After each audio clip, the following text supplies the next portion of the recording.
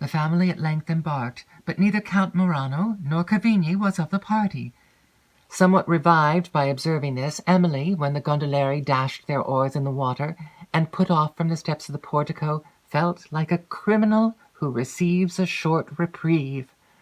Her heart beat yet lighter when they emerged from the canal into the ocean, and lighter still when they skimmed past the walls of St. Mark without having stopped to take up Count Morano.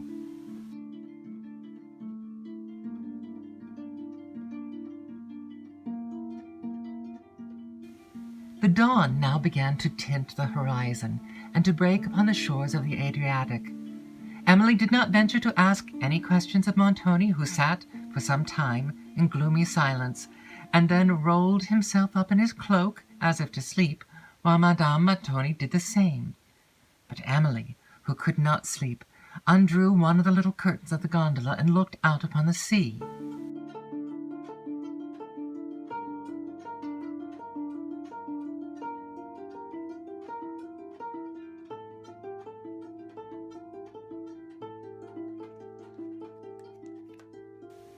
The rising dawn now enlightened the mountain tops of Friuli, but their lower sides and the distant waves that rolled at their feet were still in deep shadow.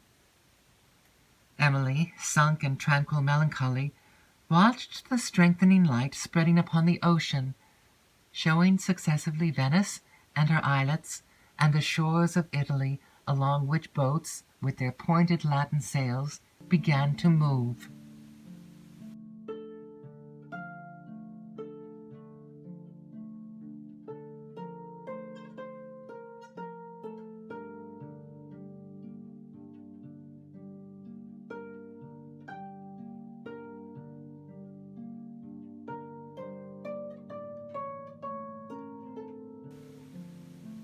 The gondolieri were frequently hailed at this early hour by the market people as they glided by towards Venice, and the lagoon soon displayed a gay scene of innumerable little barks passing from terra firma with provisions. Emily gave a last look to that splendid city, but her mind was then occupied by considering the probable events that awaited her in the scenes to which she was removing, and with conjectures concerning the motive of this sudden journey. It appeared upon calmer consideration that Montoni was removing her to his secluded castle, because he could there, with more probability of success, attempt to terrify her into obedience, or that, should its gloomy and sequestered scenes fail of this effect, her forced marriage with the Count could there be solemnized with the secrecy which was necessary to the honor of Montoni.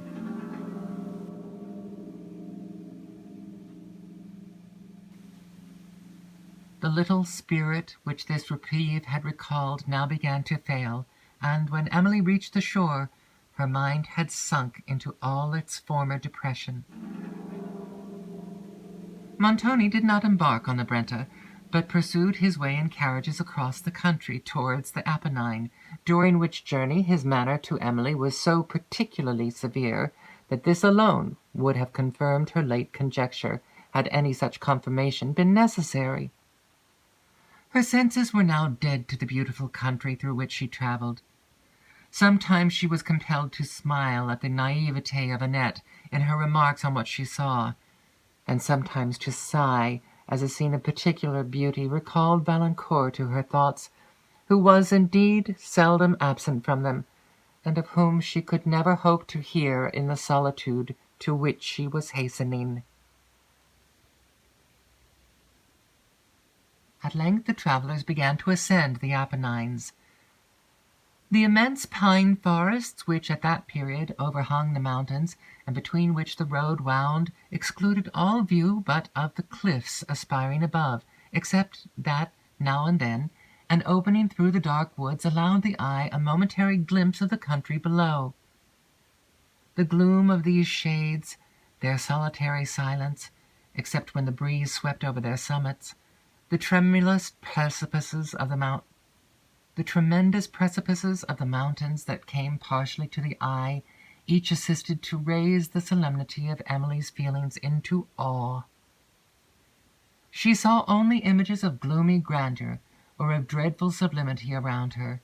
Other images, equally gloomy and equally terrible, gleamed on her imagination. She was going, she scarcely knew whither, under the dominion of a person from whose arbitrary disposition she had already suffered so much, to marry, perhaps, a man who possessed neither her affection nor esteem, or to endure, beyond the hope of succor, whatever punishment revenge, and that Italian revenge, might dictate. The more she considered what might be the motive of this journey, the more she became convinced that it was for the purpose of concluding her nuptials with Count Morano, with that secrecy which her resolute resistance had made necessary to the honour, if not the safety, of Montoni.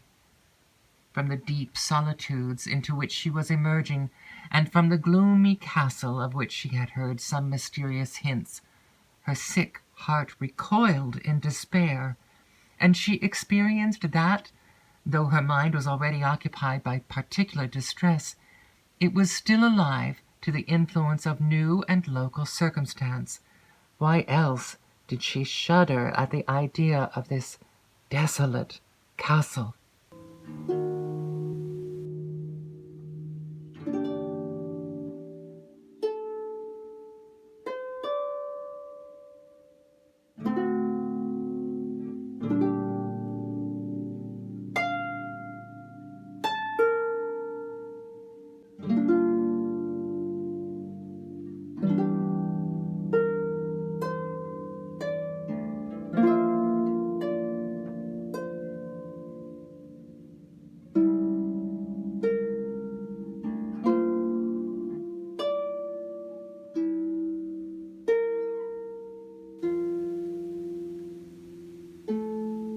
As the travellers still ascended among the pine forest, steep rose over steep. The mountains seemed to multiply as they went, and what was the summit of one eminence proved to be only the base of another. At length they reached a little plain, where the drivers stopped to rest the mules, whence a scene of such extent and magnificence opened below as drew even from Madame Montoni a note of admiration. Emily lost for a moment her sorrows in the immensity of nature. Beyond the amphitheatre of the mountains that stretched below, whose tops appeared as numerous almost as waves of the sea, and whose feet were concealed by the forests, extended the Campagna of Italy, where cities and rivers and woods and all the glow of cultivation were mingled in gay confusion. The Adriatic bounded the horizon, into which the Po and the Brenta, after winding through the whole extent of the landscape, poured their fruitful waves. Emily gazed long on the splendours of the world she was quitting, of which the whole magnificence seemed thus given to her sight only to increase her regret on leaving it. For her, Valancourt alone was in that world. To him alone her heart turned, and for him alone fell her bitter tears.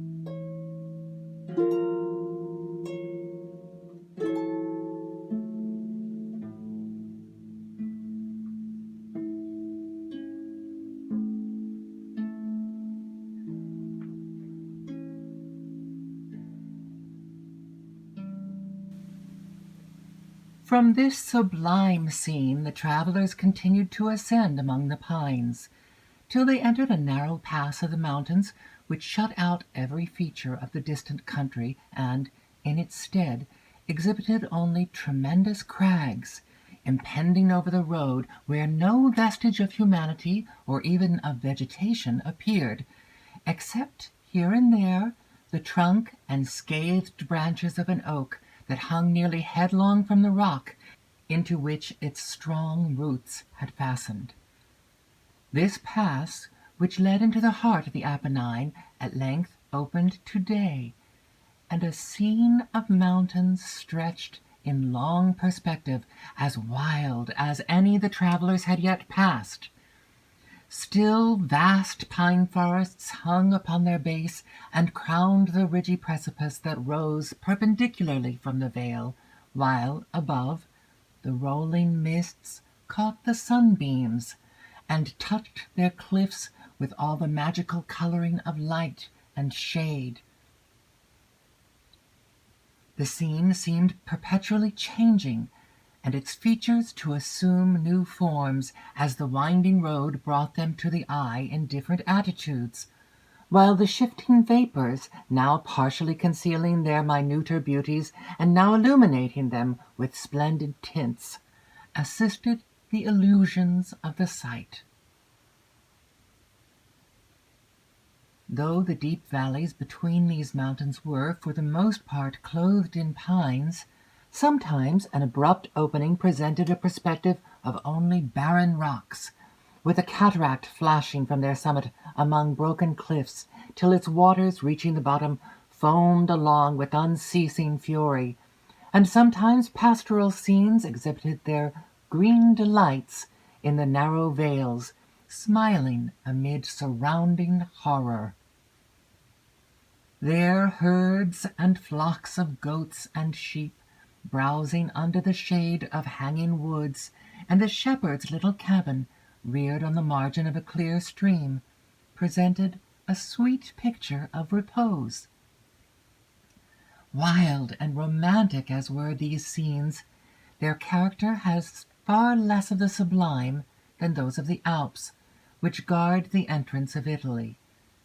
Emily was often elevated, but seldom felt those emotions of indescribable awe which she had so continually experienced in her passage over the Alps. Towards the close of day, the road wound into a deep valley. Mountains, whose shaggy steeps appeared to be inaccessible, almost surrounded it.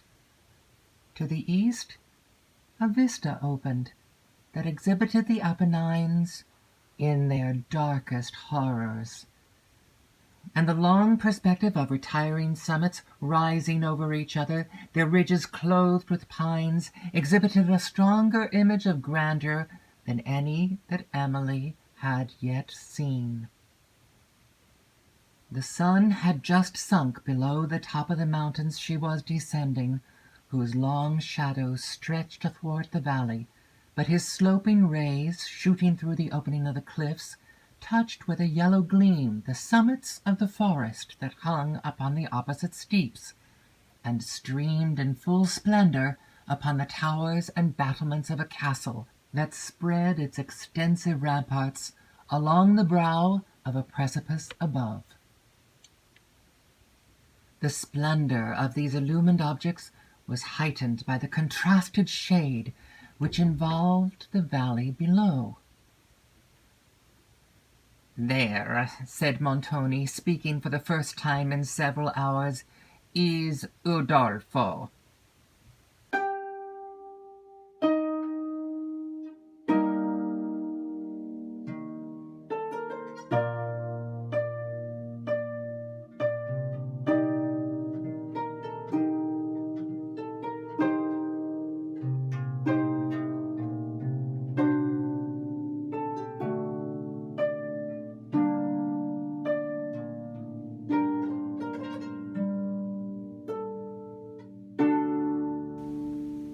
Emily gazed with melancholy awe upon the castle, which she understood to be Montoni's, for, though it was now lighted up by the setting sun, the Gothic greatness of its features and its mouldering walls of dark gray stone rendered it a gloomy and sublime object. As she gazed, the light died away on its walls, leaving a melancholy purple tint which spread deeper and deeper as the thin vapor crept up the mountain, while the battlements above were still tipped with splendor. From those, too, the rays soon faded, and the whole edifice was invested with the solemn duskiness of evening. Silent, lonely, and sublime, it seemed to stand the sovereign of the scene and to frown defiance on all who dared to invade its solitary reign.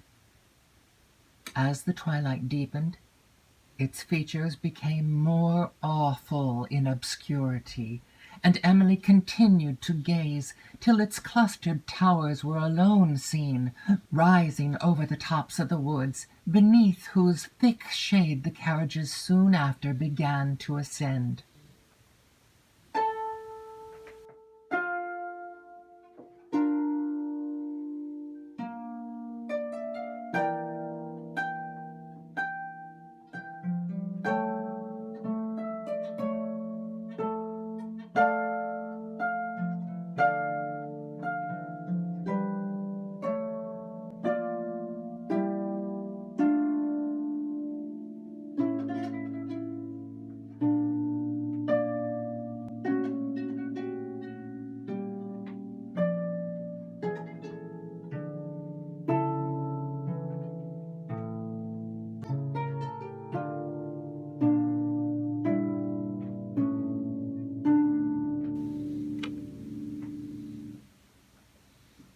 The extent and darkness of these tall woods awakened terrific images in her mind, and she almost expected to see banditti start up from under the trees. At length the carriages emerged upon a healthy rock, and soon after reached the castle gates, where the deep tone of the portal bell, which was struck upon to give notice of their arrival, increased the fearful emotions that had assailed Emily. While they waited till the servant within should come to open the gates, she anxiously surveyed the edifice, but the gloom that overspread it allowed her to distinguish little more than a part of its outline, with the massy walls of the ramparts, and to know that it was vast, ancient, and dreary. From the parts she saw, she judged of the heavy strength and extent of the whole. The gateway before her, leading into the courts, was of gigantic size, and was defended by 2 round towers, crowned by overhanging turrets, embattled where, instead of banners, now waved long grass and wild plants that had taken root among the mouldering stones, and which seemed to sigh as the breeze rolled past over the desolation around them. The towers were united by a curtain, pierced and embattled also, below which appeared the pointed arch of a huge portcullis, surmounting the gates. From these, the walls of the ramparts extended to other towers, overlooking the precipice, whose shattered outline, appearing on a gleam that lingered in the west, told of the ravages of war. Beyond these, all was lost in the obscurity of evening.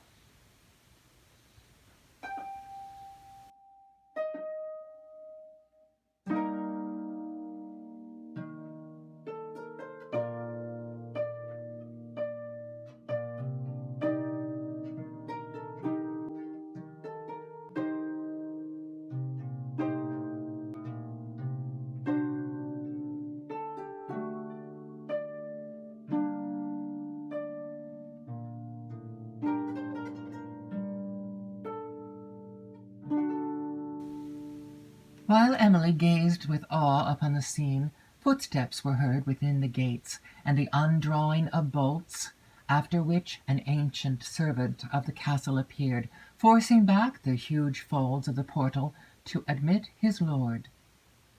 As the carriage wheels rolled heavily under the portcullis, Emily's heart sunk, and she seemed as if she were going into her prison. The gloomy court into which she passed seemed to confirm the idea, and her imagination, ever awake to circumstance, suggested even more terrors than her reason could justify. Another gate delivered them into the second court, grass-grown, and more wild than the first, where, as she surveyed through the twilight its desolation, its lofty walls, overtopped with bryony, moss, and nightshade, and the embattled towers that rose above, long-suffering and murder came to her thoughts.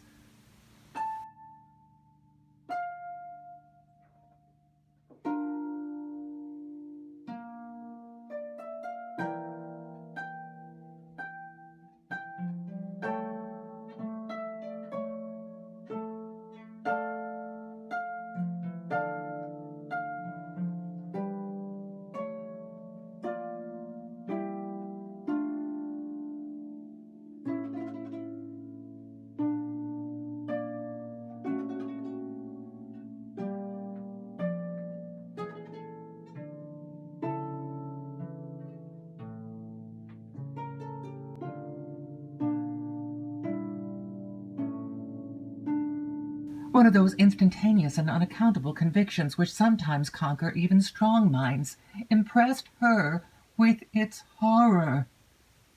The sentiment was not diminished when she entered an extensive Gothic hall, obscured by the gloom of evening, which a light glimmering at a distance through a long perspective of arches only rendered more striking.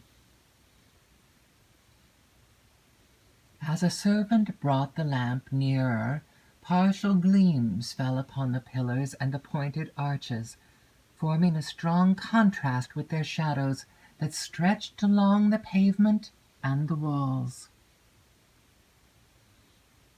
The sudden journey of Montoni had prevented his people from making any other preparations for his reception than could be had in the short interval since the arrival of the servant, who had been sent forward from Venice, and this in some measure may account for the air of extreme desolation that everywhere appeared.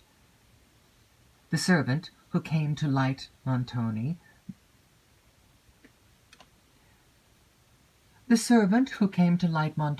bowed in silence, and the muscles of his countenance relaxed with no symptom of joy. Montoni noticed the salutation by a slight motion of his hand, and passed on, while his lady, following, and looking round with a degree of surprise and discontent which she seemed fearful of expressing, and Emily, surveying the extent and grandeur of the hall in timid wonder, approached a marble staircase. The arches here opened to a lofty vault, from the centre of which hung a tripod lamp, which a servant was hastily lighting, and the rich fretwork of the roof, a corridor leading into several upper apartments, and a painted window stretching nearly from the pavement to the ceiling of the hall became gradually visible. Having crossed the foot of the staircase and passed through an anteroom, they entered a spacious apartment, whose walls, wainscoted with black larchwood, the growth of the neighboring mountains, were scarcely distinguishable from darkness itself. "Bring more light," said Montoni as he entered. The servant, setting down his lamp, was withdrawing to obey him, when Madame Montoni, observing that the evening air of this mountainous region was cold, and that she would like a fire, Montoni ordered that wood would be brought. While he paced the room with thoughtful steps, and Madame Montoni sat silently on a couch at the upper end of it, waiting till the servant returned, Emily was observing the singular solemnity and desolation of the apartment, viewed as it was now by the glimmer of a single lamp placed near a large Venetian mirror that duskily reflected the scene, with the tall figure of Montoni passing slowly along, his arms folded, and his countenance shaded by the plume that waved in his hat. From the contemplation of this scene, Emily's mind proceeded to the apprehension of what she might suffer in it, till the remembrance of Valancourt, far, far distant, came to her heart, and softened it into sorrow. A heavy sigh escaped her, but, trying to conceal her tears, she walked away to one of the high windows that opened upon the ramparts, below which spread the woods she had passed in her approach to the castle. But the night shade sat deeply on the mountains beyond, and their indented outline alone could be faintly traced on the horizon, where a red streak yet glimmered in the west. The valley between was sunk in darkness. The scene within, upon which Emily turned on the opening of the door, was scarcely less gloomy. The old servant who had received them at the gates now entered, bending under a load of pine branches, while two of Montoni's Venetian servants followed with lights. "Your Excellenza is welcome to the castle," said the old man, as he raised himself from the hearth where he had laid the wood. "It has been a lonely place a long while, but you will excuse it, Senor, knowing we had but short notice. It is near 2 years, come next feast of St. Mark, since your Excellenza was within these walls."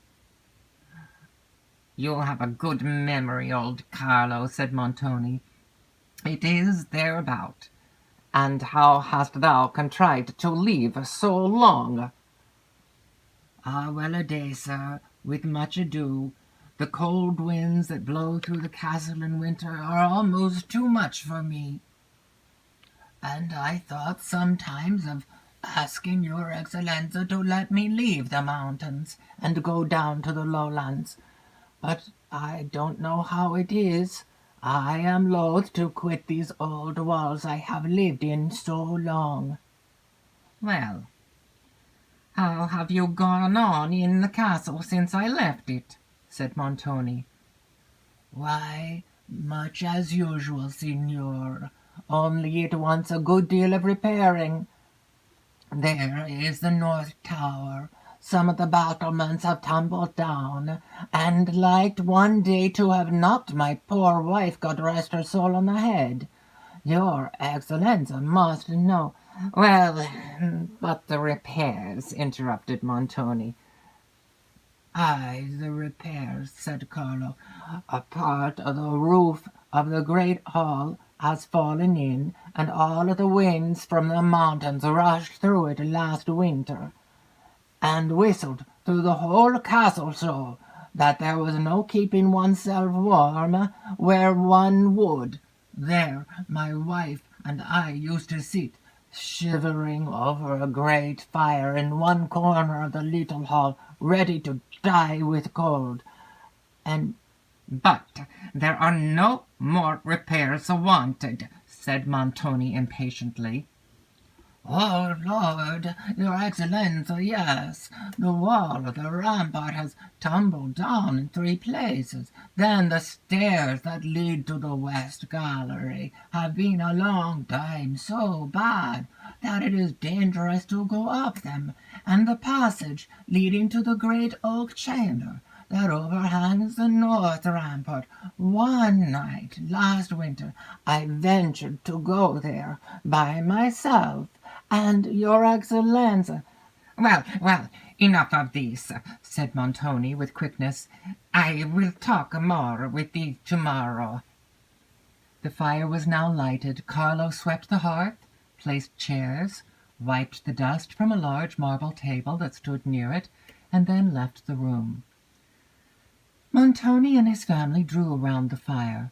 Madame Montoni made several attempts at conversation, but his sullen answers repulsed her, while Emily sat endeavoring to acquire courage enough to speak to him. At length, in a tremulous voice, she said, May I ask, sir, the motive of this sudden journey?" After a long pause she recovered sufficient courage to repeat the question. "It does not suit me to answer inquiries," said Montoni, "nor does it become you to make them. Time may unfold them all, but I desire I may be no further harassed, and I recommend it to you to retire to your chamber, and to endeavour to adopt a more rational conduct than that of yielding to fancies and to a sensibility which, to call it by its gentlest name, is only a weakness." Emily rose to withdraw. "Good night, madam," she said to her aunt, with an assumed composure that could not disguise her emotion.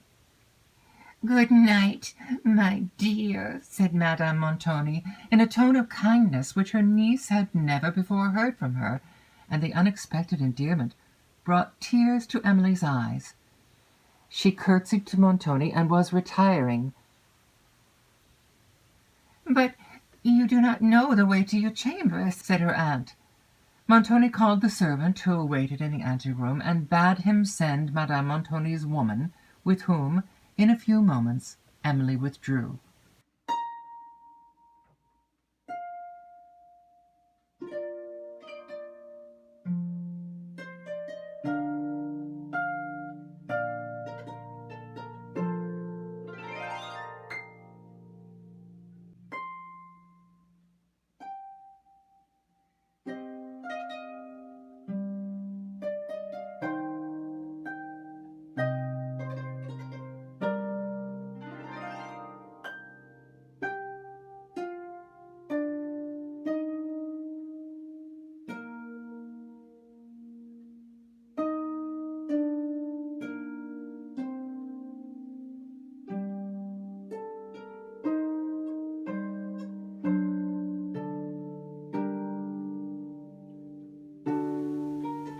"Do you know which is my room?" she said to Annette as they crossed the hall.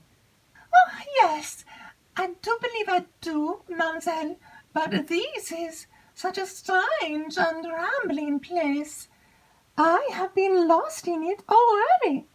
They call it the double chamber over the south rampart, and I went up this great staircase to it. My lady's room is at the other end of the castle." Emily ascended the marble staircase and came to the corridor, as they passed through which Annette resumed her chat. "What a wild, lonely place this is, ma'am! I should be quite frightened to live in it. How often and often I have wished myself in France again! I little thought, when I came with my lady to see the world, that I would be shut up in such a place as this, or I would never, never have left my own country."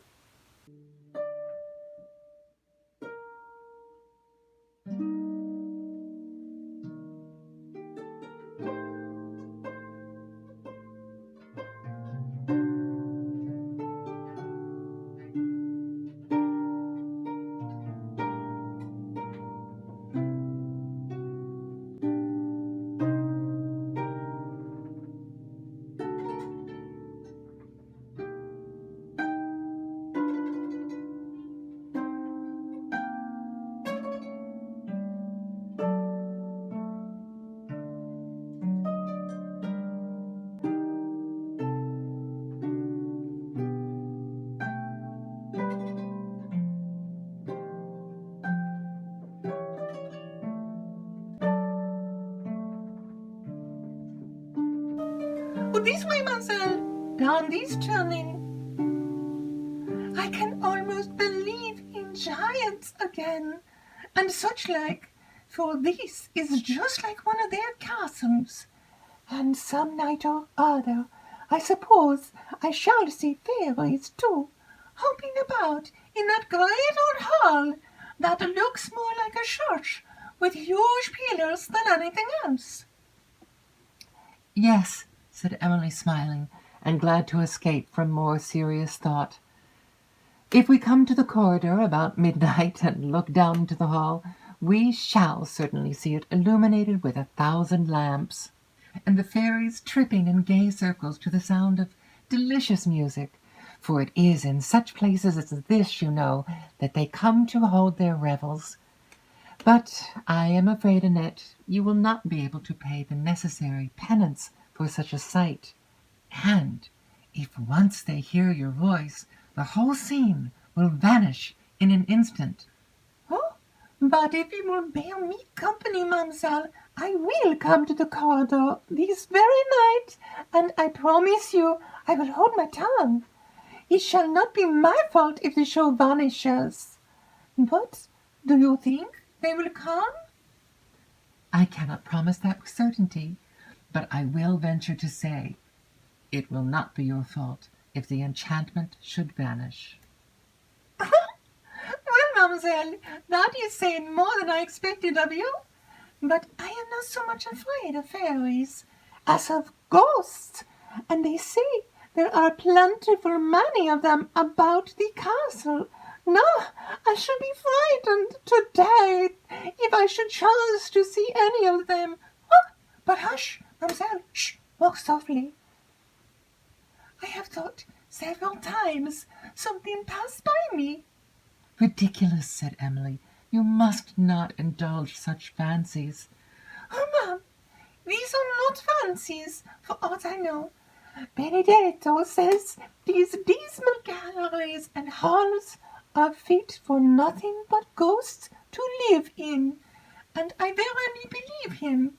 If I live long in them, I shall turn to one myself. I hope, said Emily, you will not suffer Signor Montoni to hear of these weak fears. They would highly displease him. What? You know them, mademoiselle, all about that, rejoined Annette. No, I do know better than to do so, though if the signor can't sleep sound, nobody else in the castle has any right to lie awake, I am sure. Emily did not appear to notice this remark. Down this passage, mademoiselle, this leads to a back staircase. Oh, if I see anything, I shall be frightened out of my wits.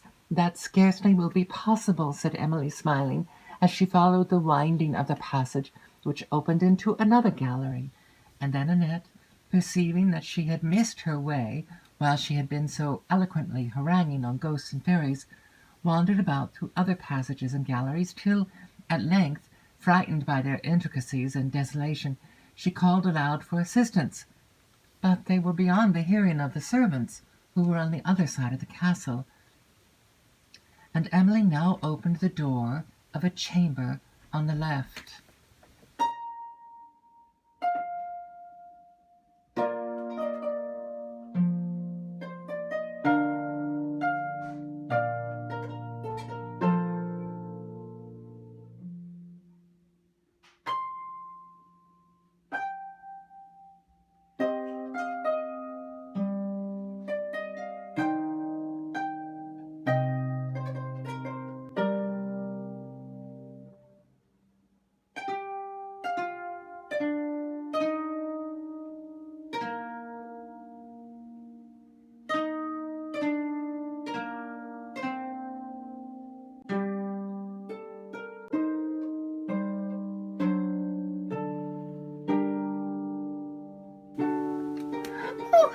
Do not go in there, mademoiselle, said Annette.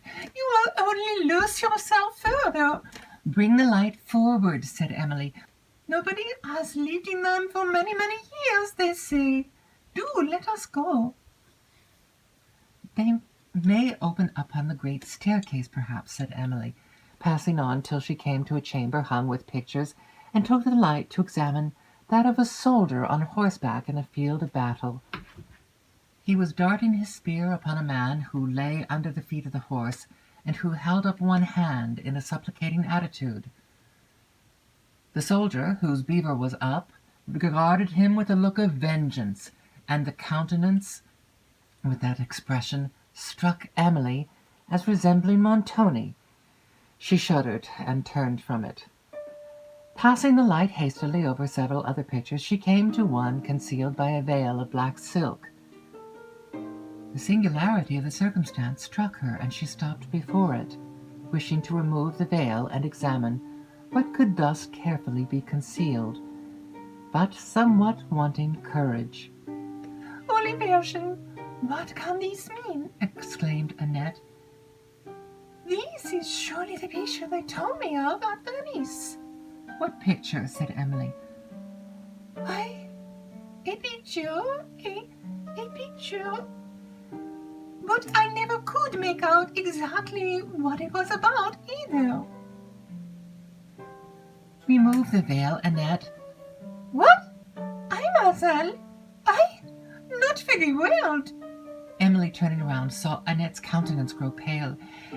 And pray, what have you heard of this picture to terrify you so, my good girl? She said. Nothing, mademoiselle. I have heard nothing. Only let us find our way out. Certainly, but I wish first to examine the picture. Take that light, Annette, while I lift the veil. Annette took the light and immediately walked away with it, disregarding Emily's call to stay, who, not choosing to be left alone in the dark chamber, at length followed her. "What is the reason of this, Annette?" said Emily, when she overtook her. "What have you heard concerning that picture, which makes you so unwilling to stay when I bid you?" "I don't know what is the reason, mademoiselle," replied Annette. "Know anything about the picture, only I have heard there is something very dreadful belonging to it, and that it has been covered up in black ever since, and that nobody has looked at it for a great many years, and it is somehow has to do with the owner of this castle before Signor Montoni came to possession of it. And well, Annette, said Emily, smiling, I perceive it is as you say, that you know nothing about the picture. No, nothing indeed, mademoiselle, for they made me promise never to tell, but well, rejoined Emily, who observed that she was struggling between her inclination to reveal a secret and her apprehension for the consequence, I will inquire no further. No, pray, ma'am, do not. Lest you should tell all, interrupted Emily. Annette blushed, and Emily smiled, and they passed on to the extremity of this suite of apartments, and found themselves, after some further perplexity, once more at the top of the marble staircase, where Annette left Emily, while she went to call one of the servants of the castle to show them to the chamber for which they had been seeking. While she was absent, Emily's thoughts returned to the picture.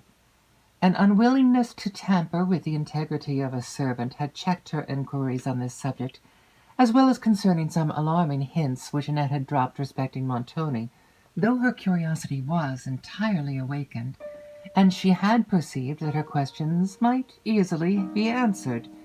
She was now, however, inclined to go back to the apartment and examine the picture. But the loneliness of the hour and of the place, with the melancholy silence that reigned around her, conspired with a certain degree of awe, excited by the mystery attending this picture, to prevent her. She determined, however, when daylight should have reanimated her spirits, to go thither and remove the veil.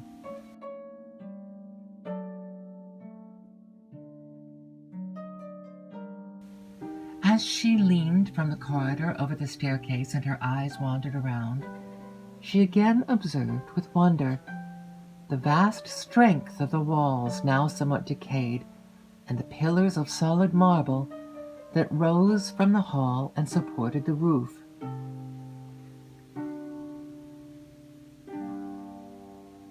The servant now appeared with Annette and conducted Emily to her chamber, which was in a remote part of the castle, and at the very end of the corridor from whence the suite of apartments opened through which they had been wandering.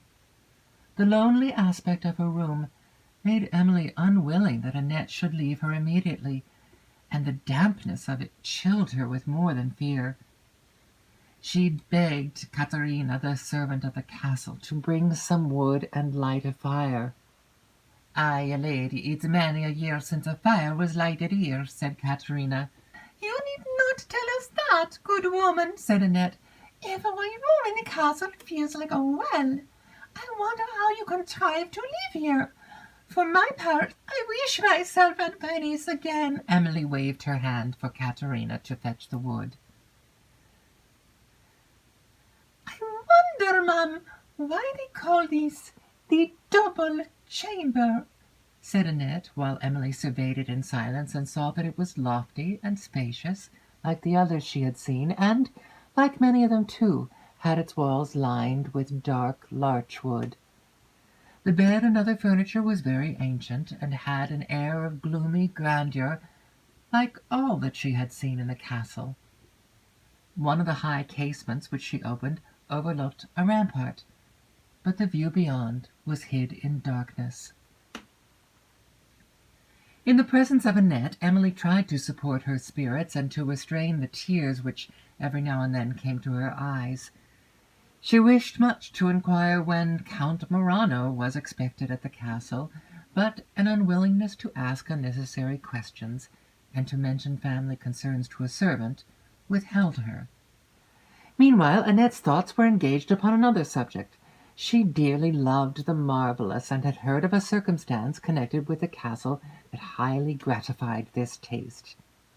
Having been enjoined not to mention it, her inclination to tell it was so strong that she was every instant on the point of speaking what she had heard.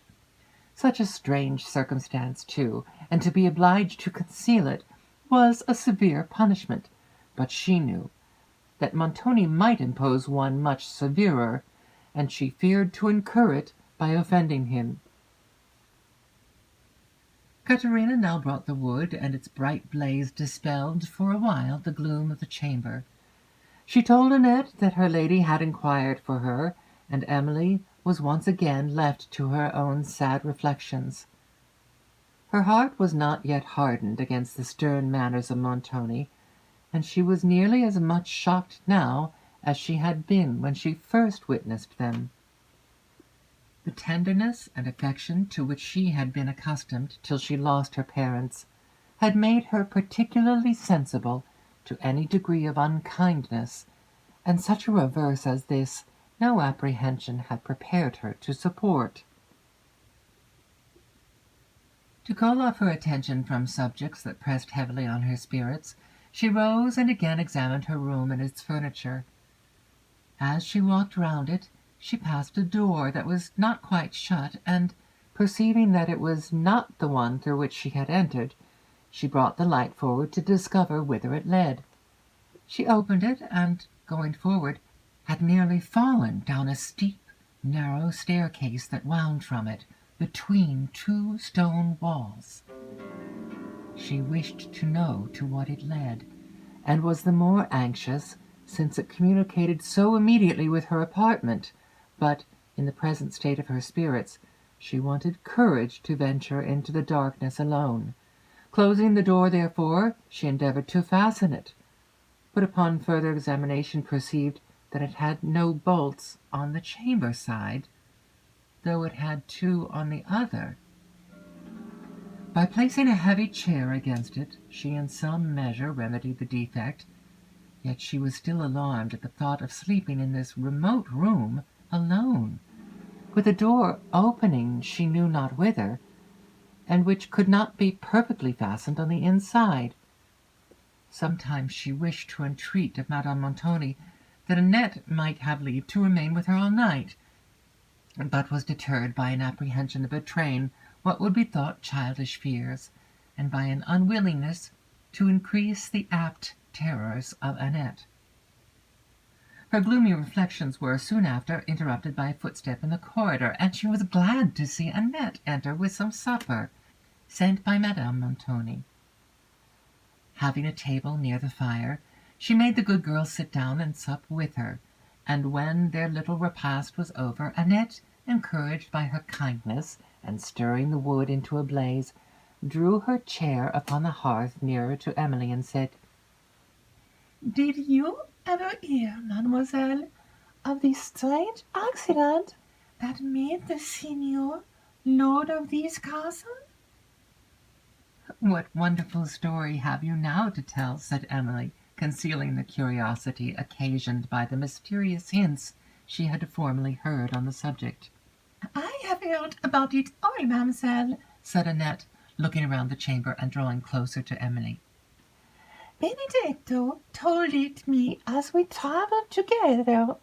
Says he, Annette, you don't know about this castle here that we are going to. No, says I. Mr. Benedetto, pray, what do you know? But, mademoiselle, you can keep a secret, or I would not tell it to you for the world.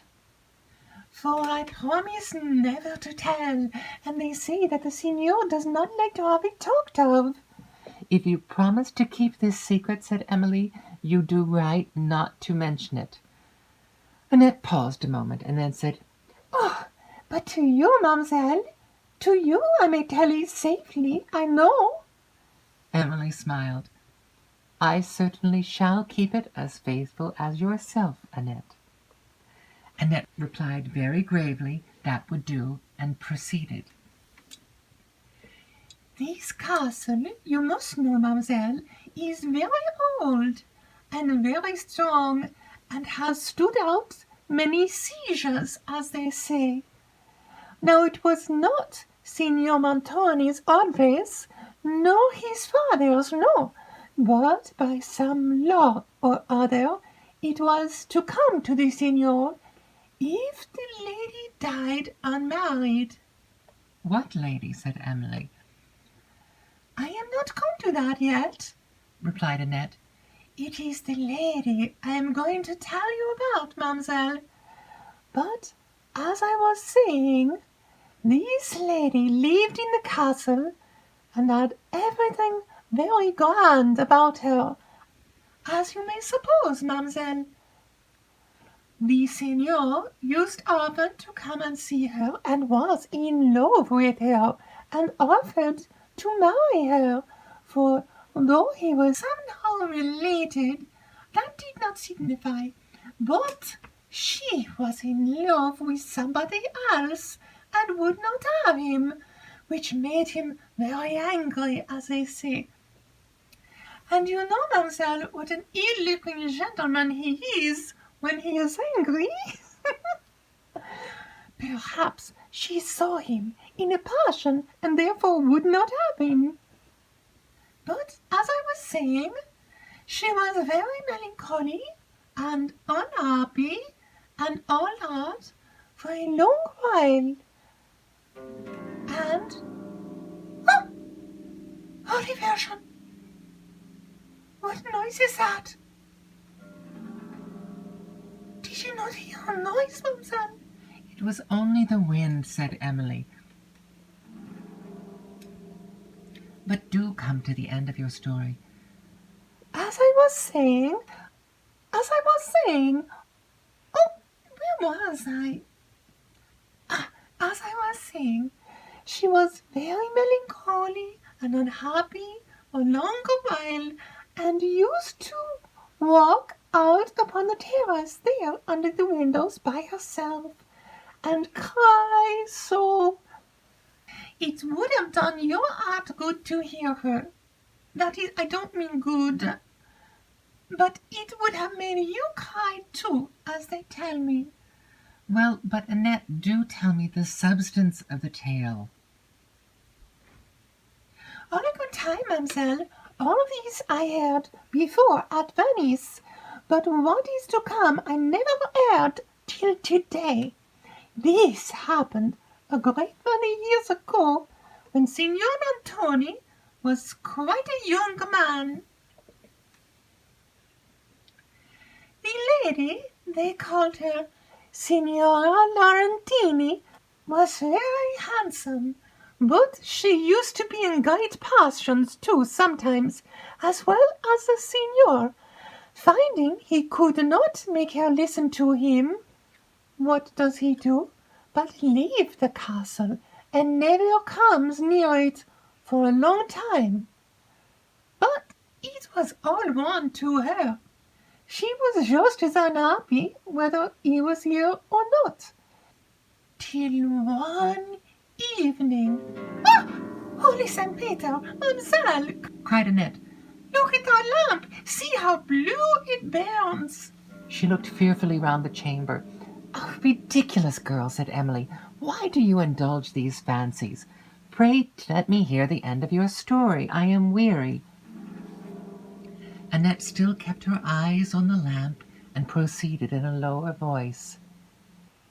It was one evening, they say, at the latter end of the year. It might be about the middle of September, I suppose, or the beginning of October. Nay, for that matter, it might have been November. For that too, that too is the latter end of the year. But I cannot say for certain, for they did not tell me for certain themselves. However, it was at the latter end of the year. This grand lady walked out of the castle into the woods below, as she had often done before, all alone, only her maid was with her. The wind blew cold and strewed the leaves about and whistled dismally among these great old chestnut trees that we passed, mamselle, as we came to the castle, for Benedetto showed me the trees as he was talking. The wind blew cold, and a woman would have persuaded her to return, but all would not do, for she was fond of walking in the woods at evening time, and if the leaves were falling about her, so much the better. Well, they saw her go down among the woods, but the night came, and she did not return. 10 o'clock, 11 o'clock, 12 o'clock came, and no lady. Well, the servants thought, to be sure, some accident had befallen her, and they went out to seek her. They searched all night long, but they could not find her, or any trace of her. And from that day to this, mamselle, she has never been heard of.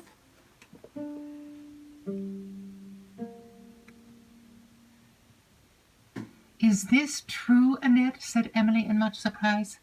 True, ma'am, said Annette with a look of horror.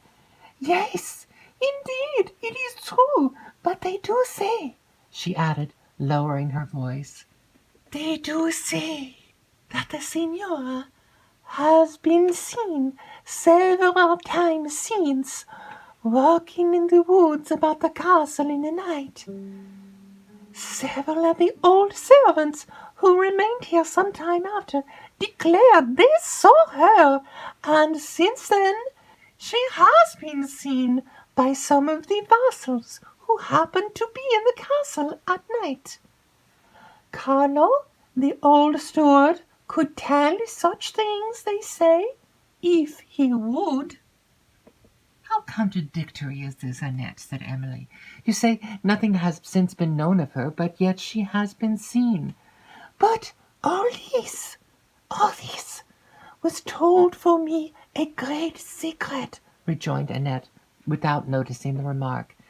And I am sure, ma'am, you would not hurt either me or Benedetto so much as to go tell it again. Emily remained silent, and Annette repeated her last sentence. You have nothing to fear from my indiscretion, replied Emily, and let me advise you, my good Annette. Be discreet yourself, and never mention what you have just told me to any other person. Signor Montoni, as you say, may be angry if he hears of it. But what inquiries were made concerning the lady? Oh, a great deal indeed, mademoiselle, for the signor laid claim to the castle directly, as being the next heir, and they said that is the judge or the senators or somebody of that sort said he could not take possession of it till so many years were gone by, and then, if, after all, The lady could not be found. Why, she would be as good as dead, and the castle would be his own. And so it is, his own. But the story went around, and many strange reports were spread. So very strange, mamselle, that I shall not tell them. That is stranger still, Annette, said Emily, smiling, and rousing herself from her reverie. But when Signora Laurentini was afterwards seen in the castle, did nobody speak to her? Speak? Speak to her? Cried Annette with a look of terror. No, to be sure. And why not? Rejoined Emily, willing to hear further. Holy Mother, to speak to a spirit. But what reason had they to conclude it was a spirit, unless they had approached and spoken to it? Oh, mamselle, I cannot tell. How can you ask such shocking questions? But nobody ever saw it come in or out of the castle, and it was in one place now, and then the next minute in quite another part of the castle. And then it never spoke, and if it was alive, what should it do in the castle if it never spoke? Several parts of the castle have never been gone into since, they say, for that very reason. What? What? Because it never spoke, said Emily, trying to laugh away the fears that began to steal upon her. No, mamselle, no, replied Annette rather angrily, but because something has been seen there. They say, too, there is an old chapel adjoining the west side of the castle where, any time at midnight, you may hear such groans. It makes one shudder to think of them. And strange sights have been seen there. Prithee, Annette, no more of these silly tales, said Emily. Silly tales, mamselle? Oh, but I will tell you one story about these, if you please, that Caterina told me. It was one cold winter's night that Caterina, she often came to the castle then, she says, to keep O'Carlo and his wife company, and so he recommended her afterwards to the signor, and she has lived here ever since.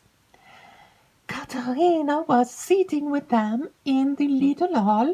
Says Carlo, I wish we had some of those figs to roast that lie in the store closet. But it is a long way off, and I am loath to fetch them. Do, Caterina, says he, for you are young and nimble. Do bring us some. The fire is in nice trim for roasting them. They lie, says he, in such a corner of the storeroom at the end of the north gallery. Here, take a lamp, says he, and mind as you go up the great staircase that the wind through the roof does not blow it out. So, with that, Caterina took the lamp. Hush, mamselle! I surely heard a noise. Emily, whom Annette had now infected with her own terrors, listened attentively. But everything was still, and Annette proceeded. Caterina went to the north gallery, that is the wide gallery we passed, ma'am, before we came to the corridor here. And as she went with the lamp in her hand, thinking of nothing at all, oh, there again! Cried Annette suddenly. I heard it again. It was not fancy, mamselle. Hush, said Emily, trembling. They listened, and continuing to sit quite still, Emily heard a low knocking against the wall. It came repeatedly. Annette then screamed loudly, and the chamber door slowly opened. It was Caterina, come to tell Annette that her lady wanted her. Emily, though she now perceived who it was, could not immediately overcome her terror, while Annette, half laughing, half crying, scolded Caterina heartily for thus alarming them, and was also terrified lest what she had told had been overheard. Emily, whose mind was deeply impressed by the chief circumstance of Annette's relation, was unwilling to be left alone in the present state of her spirits, but, to avoid offending Madame Montoni and betraying her own weakness, she struggled to overcome the illusions of fear, and dismissed Annette for the night.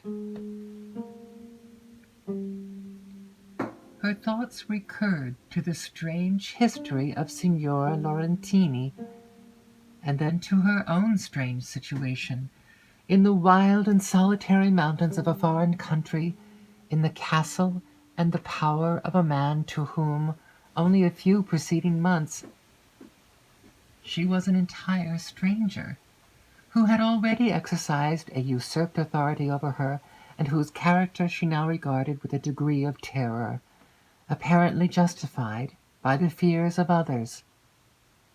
She knew that he had invention equal to the conception and talents to the execution of any project, and she greatly feared he had a heart too void of feeling to oppose the perpetration of whatever his interest might suggest.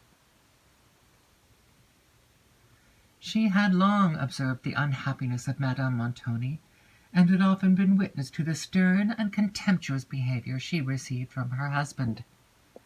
To these circumstances, which conspired to give her just cause for alarm, were now added those nameless thousand terrors which exist only in active imaginations, and which set reason and examination equally at defiance. Emily remembered all that Valancourt had told her on the eve of her departure from Languedoc respecting Montoni, and all that he had said to dissuade her from venturing on the journey. His fears had often since appeared to her prophetic. Now they seemed confirmed. Her heart, as it gave her back the image of Valancourt, mourned in vain regret, but reason soon came with a consolation which, though feeble at first, acquired vigour from reflection. She considered that, whatever might be her sufferings, she had withheld from involving him in misfortune, and that whatever her future sorrows could be, she was, at least, free from self-reproach.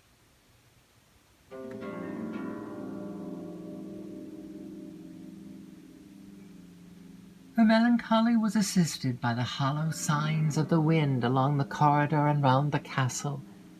The cheerful blaze of the wood had long been extinguished, and she sat with her eyes fixed on the dying embers, till a loud gust that swept through the corridor and shook the doors and casements alarmed her, for its violence had moved the chair she had placed as a fastening, and the door, leading to the private staircase, stood half open. Her curiosity and her fears were again awakened. She took the lamp to the top of the stairs, and stood hesitating whether to go down.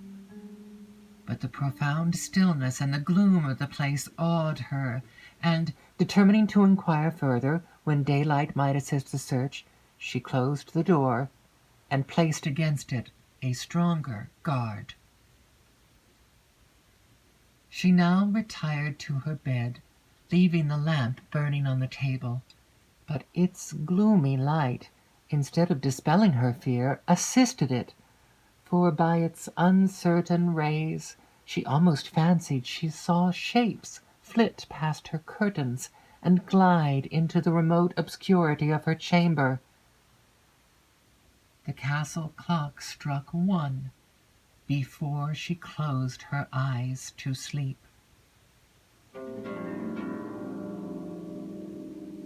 End of Volume 2, Chapter 5.